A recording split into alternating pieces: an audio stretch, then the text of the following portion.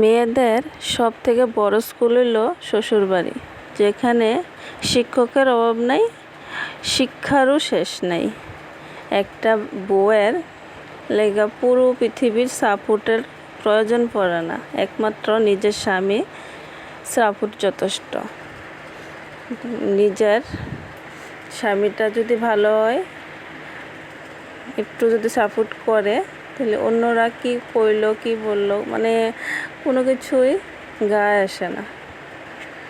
তো মেয়েদের জীবন বড়ই অদ্ভুত, মাইনা চলতে চলতে আর মানিয়ে নিতে নিতে জীবন শেষ। ছেলেরা শ্বশুরবাড়িতে গিয়া দুদিনের ঠিক মতো থাকতে পারে না, কিন্তু মেয়েরা বাবা মা ভাই বোন সবাইরে সাইরা শ্বশুরবাড়িতে গিয়া সারা জীবন কাটাইয়া দেয়। সত্যিই মেয়েদের জীবনটা অদ্ভুত। মেয়েরা যাকে ভালোবাসে তাকে মন খুললা তার কষ্টের কথা কইতে না পারলেও সহ্য করে নিতে পারে। নিজের মেয়ে কাজ না জানলে ও ছোটো মানুষ, অথচ ঘরের বউ কাজ একটু ভুল করলে তোমার মা বাবা কিচ্ছু শেখায়নি। এটাই আমাদের সমাজ। তো বন্ধুরা, শুভ সকাল আমার প্রিয় বন্ধুরা, শ্রদ্ধা ফ্যামিলি ব্লগে তোমাদের স্বাগত। প্রত্যেক দিনের মতো আজকে হয়ে পেলাম আমি বিউটি। তো তোমরা কেমন আছো? আশা করি যে যেখান থেকে আমার ব্লগটা দেখো না গেলে ভালোই আছো। তোমরা আশীর্বাদে, তোমরা ভালোবাসা, আমরাও ভালো আছি। আর তনরা একটু আশীর্বাদ করো, তনরা যাতে তাড়াতাড়ি সুস্থ হয়ে যেতে পারে। তো দেখো, এই যে সকাল সকাল আমার মা এডি নিয়ে আইছিল, ভাই আইনা দিছিল। এই যে আচার ভালো পাই ভাতের সঙ্গে, তো তার লেগা আচার নিয়ে আইলো। আর 3-4 রকমের বুট, মুরালি, এরপরে নিমকি নাকি এডি সব নিয়ে আইলো। তো এডি দেওয়া গেছিলো। মানে আমার ভাইয়েরা সব সময় কিছু আনলে আমারে না দেওয়া সেরা থাকে না। যে কোনো জিনিসই যেটাই পছন্দ করি না গেলে যেখানেই যাইব মানে ওইখান থেকে আনবো। তো ভাইয়েরা মেলার থেকে এডি আনছিল, ভাইয়ের ছোটো ভাইয়ের। তো এডি আনার পর এডি দেওয়া গেছিলো মা। আর তোমরা লোক কথা কথা দেখো, এদিকে রান্না করে লাইছি ফুলকপির ডাঁটা চচ্চড়ি, শুধু তেলের উপরেই করছিলাম। এই যে দেখো, মানে একটু দূরে জল দিছি না, সব তেলের উপরে। মানে এই চচ্চড়িটা খুবই ভাল লাগে আর আমরা বাড়ির সবাই পছন্দ করে। আর একটু মাংস আছে আগের দিনের, আর ফুলকপির তরকারিটা রান্না করছিলাম, পনির দিয়ে রান্না করছি ফুলকপির তরকারি। তো আর একটু বাটা করছিলাম, এটার মানে দেখাইছিলাম না। এডি রান্না করছি আজকে। তো রান্না সাইরা এদিকে দেখো কলপাড়ায় বসছি, সব জিনিসপত্র লইয়া ধুইতাম। আর আমরার মতো মধ্যবিত্ত ঘরের বউরা একটু বুদ্ধি খাটাইয়া চলতে লাগে। দেখো আচার আনছিল, আচারটি খায়া ডিবিটি ফালাইছি না, কিন্তু ডিবিটিরে ধুইয়া লাইতেছি। এটির মধ্যে মশলা রেখা দেবো, আর ডিবি কিনতে লাগতো না। তো এদিকে দেখো ডিবিটি ধুয়ে লাইলাম।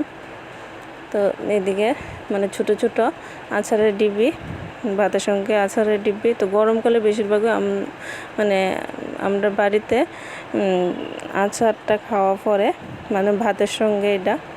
তো আমারও ভালো লাগে ভাতের সঙ্গে আচারটা, মিক্সড সবজির আচার। তো এদিকে ধুয়ে দিতে দেখো, এদিকে তনর পাপা হাত মুখ ধুতে আইছিল, ভাত টাত খেয়ে লাইছে। তো ভাত খাওয়া লেগে আইছিল যে তখন, তো তারা খাওয়াটা সেরা পরে যাওয়ার পরে আমি এদিকে সেলাই করতাম, বয়ে লাইছি।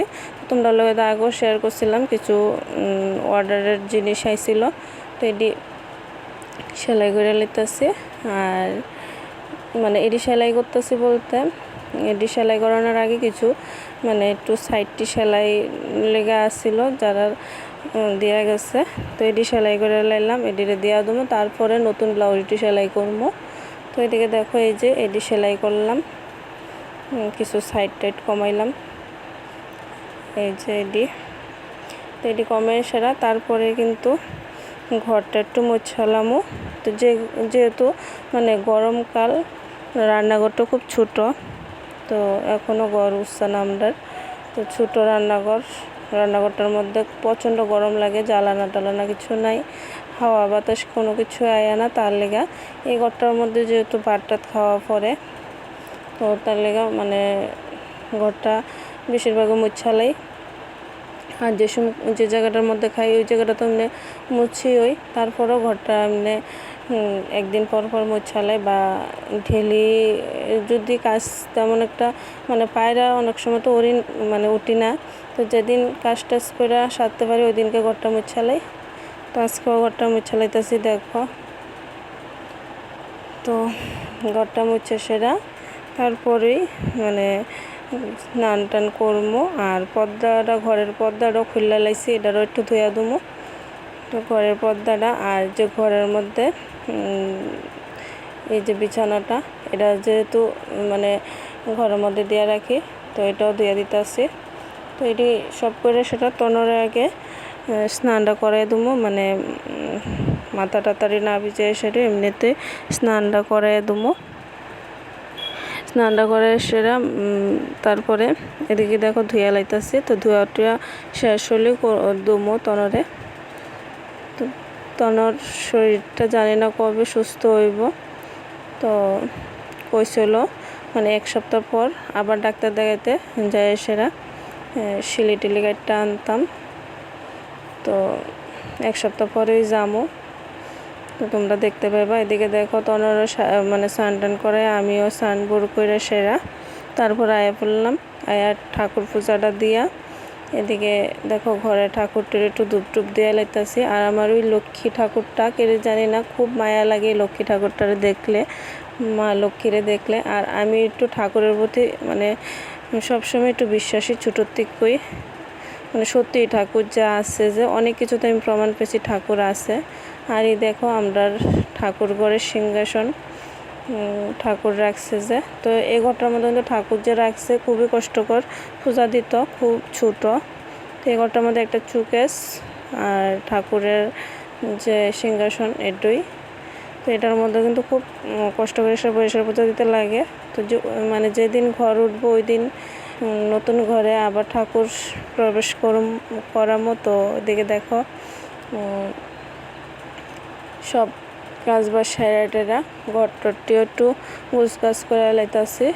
তো ঘরটাটি একটু গুছায় সেরা তারপর আবার যাইতে হইব মিটিংয়ে, মানে এটা প্রত্যেক মাসে একবার একটা মিটিং, এটা পার্সোনালভাবে আমরা সেলফের গ্রুপ গ্রামের মধ্যে যেমন সেলফের গ্রুপ হয় না, এমন তোর একটা মাসে নিজের মধ্যেই করছিলাম। তো এটা বিপদের বন্ধু যারে তো সবসময় তো আর হাতে টাকা থাকে না, এখান থেকে মানে ওই দিক থেকে টাকা আনলে সুদে মানে সুদটা একটু কম আর নিজের মধ্যেই। তো এটা কইরা সেটা আমি অনেক কিছু করতে পারছি। এই যে সেলাই মেশিনটা দেখতেছ, এই সেলাই মেশিনটা যে সময় গ্রুপটা ভাঙছিলাম তখন টাকা পাই সেটা তনর পাপার আইনে সেটা আমি 6,000 টাকা হাতে দিছিলাম। দিয়ে সেটা কইছে আমার ধরো এটা কিছু কইরো তুমি। তো তখন তনর পাপা কইছিল যে তুমি সেলাই কাজটা শিখালাও, সেলাই কাজটা শিখলে আমি তোমার সেলাই মেশিন আনা দেবো এই টাকাটা দেওয়া। কিন্তু আমি কিন্তু 1 টাকাও দিই না এই যে গ্রুপের এই যে মিটিংটা প্রত্যেক মাসে। তো তনর পাপুই কিন্তু প্রত্যেক মাসে চালায়, কিন্তু টাকাটা খরচ করছে না। তো খরচ না করে সেরা আমার সেলাই কাজ শিখানোর লেগে 7,000 টাকা দিয়ে সেরা সেলাই কাজটা শিখছিলাম। আর এই মেশিনটাও আনছে 8,000 টাকা দিয়ে সেরা। তো 6,000 টাকা তো তনর পাপার হাতে দিয়েছিলাম এটা গ্রুপটা ভাঙার পরে। এরপরে তনর পাপার থেকেও কিছু টাকা মিলে সেরা সবটাই তনর পাপা, তারপরও মানে একটু মিলে সেরা এটারে আইনা দিছিল। তো সবসময় কাজের প্রতি খুবই আগ্রহ, মানে কোনো কিছু শেখার লেগা করণের লেগা, মানে সবসময় আমি বিয়ার পরের থেকে এসে দেখছি মানে খুবই যত্ন সহকারে যে কোনো জিনিসই করে। তো টাকাটা কিন্তু আইনা সেরা কিছু একটা করে তো খাইলে তো বা ভালো মন্দ আইনা সেরা খাইতে পারতো। ভালো মন্দ তো সবসময় খাই, তারপরও কইতাছে মানে কিছু না কিছু করে তো না করে সেটা টাকাটা কিন্তু 1 মাস ঘরে রেখে দিছিল। তারপরে এটা আইনা দিছে আমারে। আরেকবারও টাকা এমন ভাঙে সেরা, তাও একটা কাজে লাগাইছিলাম।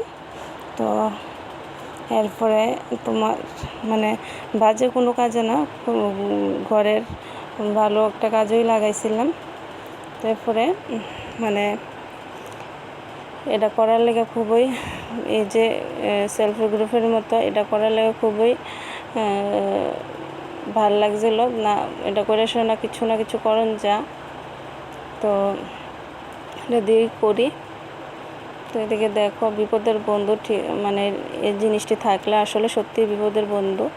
তো এমনি তো কেউ টাকা দেখবা তোমার কাছে যে সময় না থাকবো কারোর কাছে হাত পাতলে কিন্তু তুমি পাইতা না। তো নিজের এমন নিজস্ব যদি থাকে মানে এরকম সেলফি গ্রুপের মতো তাহলে কিন্তু অনেক সুবিধাও। তো এডি থাকার লিগই হয়তো আমি এডি করতে পারছি। তো সেলাই কাজটাও শিখতে পারলাম। তনুর পাপার আগ্রহতেই সেলাই কাজটাও শেখাইলো আমারে, তারপরে পার্লারের কাজটাও শেখাইলো। তো শিখলাম। তো সেলাই কাজের এক টাকাও কিন্তু তনুর পাপা নেয় না। আরও তোমরা অনেকবারই কইছিলাম তনুর পাপা কিন্তু সবসময় আমারে কয় যে তুমি রাখো, তুমি কিছু জমাও, তোমার নিজের লেগা রাখো, নিজের হাত খরচের লেগা রাখো। তো যতটুকু পারি করি, মানে ওর মতো তো আর সঞ্চয় করে রাখতে পারি না, যতটুকু পারি তারপরও করি। কিন্তু আপে তবে কোনো খরচ করি না আমি, জানেও মানে কোনো দরকারি ছাড়া কোনো এমনিতে খরচ করি না আমি। তো ও কিন্তু সবসময় জানে যে কোন জায়গাটার মধ্যে কোন টাকাটা আমি খরচ করতে লাগে। তো এদিকে তোমরা বক করতে করতে সব কাজ সাইডেটেরা দেখো এদিকে লইয়া দিতেছি। আর হাতের এই ব্লাউজটা একটা কাকিমনির সেলাই করছিলাম যে দিয়ামো। আর এই দেখো টাকাটি লইয়া সেটা যাইতেছি গা। তো বাড়িতে এসে কিন্তু আজকে ঢালাই দিব। তো এদিকে আবার বাড়িতে ওর লাগে একটু তাড়াতাড়ি করবো। তো এদিকে দেখো এই যে আয়া ফেললাম, তারা করতেছে যে ক্যামেরা করতেছে ওদের লেগা। তো এমনিতেই শয়তানি করতেছিল। তো এদিকে দেখো বোনও তারও আইসে, তার লগে একটু কথা বললাম। আর এদিকে কাজ চলতেছে, ওই যে কাকু একটা ঢালাই দিতেছে। তো টাটা বন্ধুরা, একটু সাবস্ক্রাইব করে পাশে থেকো সবাই।